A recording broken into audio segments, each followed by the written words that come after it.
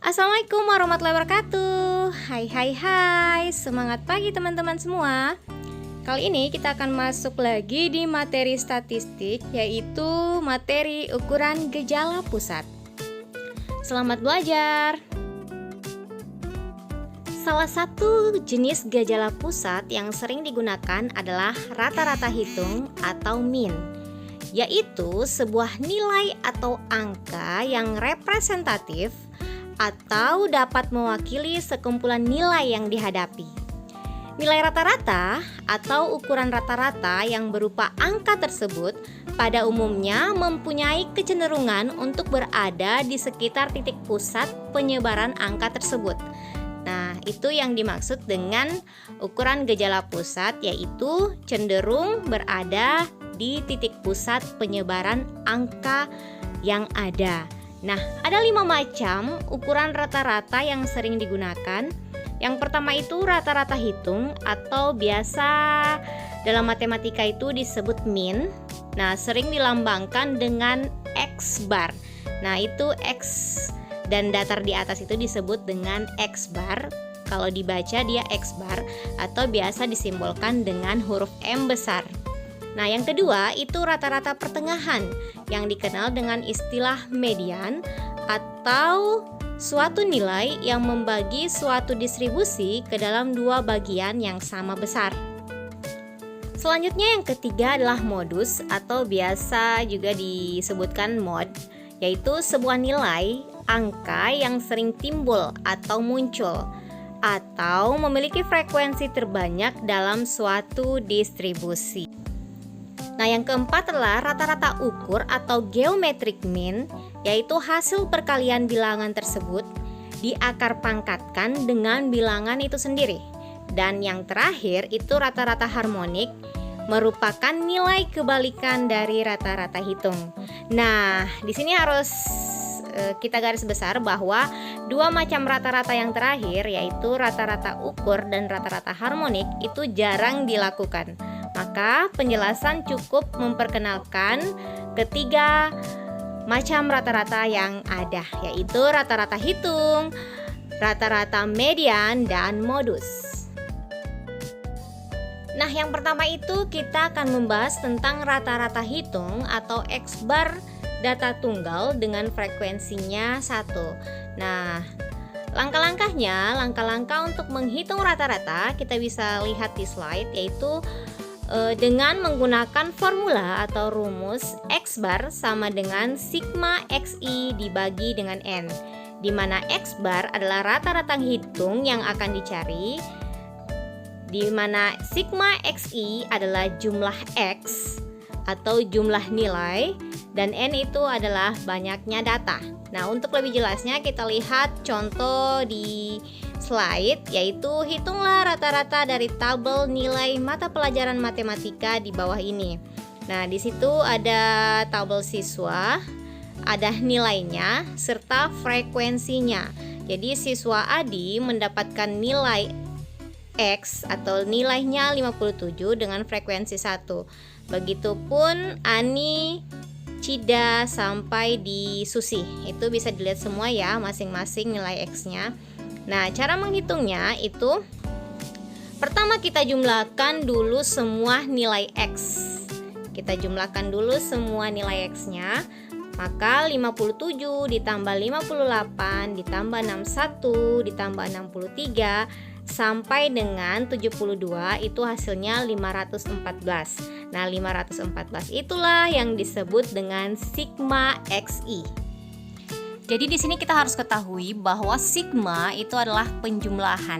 Jadi penjumlahan semua nilai X. Jadi XI itu I-nya berjalan, jadi X1 ditambah X2 ditambah X3 itu X1-nya 57, X2-nya 58, begitupun seterusnya. Jadi dijumlahkan semua nilainya, didapatkanlah nilai 514. Nah, setelah kita dapat sigma XI, kita cari lagi N-nya. N-nya itu berapa? Oh, N-nya adalah 8 karena ada 8 siswa atau ada 8 data. Selanjutnya 514 dibagi dengan 8. Hasilnya adalah 64,25. Berarti rata-rata dari nilai mata pelajaran ini adalah 64,25. Selanjutnya rata-rata hitung atau X-bar data tunggal dengan frekuensinya lebih dari 1. Nah, rumus yang digunakan itu adalah X-bar sama dengan sigma Fi dikali dengan Xi dibagi dengan sigma Fi, di mana X-bar adalah rata-rata hitung yang akan dicari. Sigma Fi dikali Xi adalah jumlah perkalian frekuensi dengan nilai. Selanjutnya sigma Fi. Sigma Fi adalah jumlah frekuensi. Nah, untuk lebih pahamnya, kita lihat contoh yang ada di slide. Hitunglah rata-rata dari tabel nilai mata pelajaran matematika. Nah, ada nilai di sana ya, ada nilai 72, 70, sampai 61. Nah, frekuensi munculnya angka 72 adalah 4. Nah, berarti ada 4 nilai 72 yang muncul. Selanjutnya nilai 70 frekuensinya 9, 68 itu 10. Nah, ini kita kalikan untuk mencari Fi kali Xi. Nah, contohnya itu yang pertama adalah 72 dikali 4. Itu hasilnya adalah 288. Begitupun 70 dikali 9 hasilnya adalah 630. Sampai di 61 dikali 5 sama dengan 305. Nah, karena kita mencari sigma Fi dikali Xi, berarti yang kita fokus untuk jumlahkan adalah tabel F dikali X. Nah, berarti Fx-nya itu semua dijumlahkan dari 288 ditambah 630 sampai dengan ditambah 305. Hasilnya adalah 2661. Nah, selanjutnya setelah kita dapatkan sigma Fi, kita cari lagi sigma Fi. Sigma Fi itu adalah penjumlahan semua frekuensi yang ada. Berarti semua frekuensi dari 4 ditambah 9 ditambah 10 itu semua hasilnya adalah 40. Jadi X-bar sama dengan 2661 dibagi dengan 40 sama dengan 66,525. Nah, itulah rata-rata hitung dari contoh di slide. Selanjutnya yang ketiga, rata-rata hitung atau X-bar data kelompok frekuensinya lebih dari 1. Nah, ini adalah data kelompok yang sebelumnya sudah kita pelajari ya tentang daftar distribusi frekuensi. Nah, dari data distribusi frekuensi itu kita cari lagi X-barnya atau rata-ratanya. Nah, rumusnya itu adalah X-bar sama dengan sigma Fixi dikali sigma Fi. Nah, di sini yang dimaksud dengan Xi adalah tanda kelas interval. Jadi teman-teman buka kembali materi sebelumnya yang mengatakan tentang Xi sama dengan tanda kelas di materi daftar distribusi frekuensi. Dipelajari lagi apa yang dimaksud dengan tanda kelas ya. Nah, selanjutnya Fi adalah frekuensi yang sesuai dengan tanda kelas Xi. Nah, untuk lebih jelasnya kita ke contoh. Hitunglah rata-rata nilai matematika. Nah, di sini kelas intervalnya sudah ada ya. Di sini sudah dibuat daftar distribusi frekuensi. Kita tinggal mencari rata-rata dari data yang ada. Nah, kelas intervalnya 31 sampai 40, 41 sampai 50 dan seterusnya. Kemudian frekuensi yang muncul angka 31 sampai 40 itu 8. Nah, sekarang ini tanda kelas. Perhitungan tanda kelas itu di mana Xi sama dengan batas bawah ditambah dengan batas atas dibagi dengan 2. Nah, batas bawah untuk kelas interval pertama itu 31 ditambah dengan batas atasnya yaitu 40 dibagi dengan 2. Nah, hasilnya adalah 35,5. Begitupun tanda kelas X2 sampai dengan X7. Silahkan dihitung kembali. Nah, setelah itu kita carilah nilainya. Sigma FIXI penjumlahannya hasilnya adalah 5425 dibagi dengan 90. 90 adalah jumlah data yang ada adalah 90. Maka didapatlah rata-rata hitung X bar sama dengan 5425 bagi 90. Hasilnya adalah 60,27. Materi terakhir adalah modus data kelompok frekuensi lebih dari satu. Nah, di sini teman-teman harus tahu rumus dari modus, yaitu MO sama dengan B ditambah P dikali dengan B1 bagi B1 tambah B2, di mana B itu adalah batas nyata bawah atau batas bawah kelas interval, sedangkan P adalah panjang kelas interval. B1 selisih positif antara frekuensi kelas interval tempat modus dengan frekuensi kelas interval sebelumnya. Nah, B2 adalah selisih positif antara frekuensi kelas interval tempat modus dengan frekuensi kelas interval urutan sesudahnya. Nah, untuk lebih jelasnya kita langsung ke contoh. Nah, sudah ada di sini kelas interval dan frekuensinya.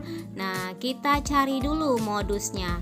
Nah, modus itu adalah angka atau nilai yang sering muncul. Nah, frekuensi tertinggi di sini ada di kelas interval 61 sampai 70, di mana frekuensinya adalah 26. Nah, berarti batas bawah kelas interval itu adalah 61 dikurangi dengan 0,5. Nah, kenapa dikurangi dengan 0,5? Silakan kembali lagi ke materi distribusi frekuensi ya. Di sana sudah dijelaskan. Nah, setelah itu kita cari P-nya. P-nya itu adalah panjang kelas. Dari mana kita tahu? Nah, seperti biasa dicari lagi di materi daftar distribusi frekuensi. Atau kita bisa hitung dari 31 sampai 40 itu ada berapa? Nah, itu ada 10 angka. Jadi panjangnya adalah 10, panjang kelasnya. Selanjutnya B1. B1 ini kan selisih positif antara frekuensi kelas interval modus dengan frekuensi sebelumnya. Berarti frekuensi sebelumnya kan 14, berarti 26 dikurangi 14. Nah, selanjutnya yang B2. Ya, berarti dikurangi dengan kelas interval sesudahnya. Berapa? Yaitu 18. Berarti 26 kurang 18. Selanjutnya, hitung seperti biasa ya. Nah, kita harus ingat atau teman-teman harus ingat ketika ada dalam kurung itu kita selesaikan dulu nilainya yang ada di dalam kurung. Nah, setelah itu ada operasi penjumlahan dan perkalian, kita operasikan dulu yang perkalian. Berarti bagian 10 dikali dengan 3/5 itu kita selesaikan dulu. Kita cari dulu hasilnya. Setelah dapat hasilnya kemudian dijumlahkan dengan 60,5. Nah, hasilnya adalah 66,5. Jangan sampai salah perhitungan ya, karena kalau salah perhitungan hasilnya akan salah juga. Jadi jangan langsung dijumlahkan 60,5 ditambah 10. Itu sangat-sangat keliru dan akan langsung salah di langkah pertama. Jadi harus benar-benar mengikuti kaidah penjumlahan, perkalian yang sudah diajarkan waktu di sekolah dasar. Oke, sekian dulu materi kita hari ini. Insya Allah kita akan lanjut lagi di grup. Kita akan bahas lebih dalam lagi di grup. Nah, terima kasih atas perhatiannya. Jangan lupa like, subscribe, dan komen ya untuk mendapatkan video pembelajaran lainnya. Wabillahi taufiq wal hidayah. Wassalamualaikum warahmatullahi wabarakatuh.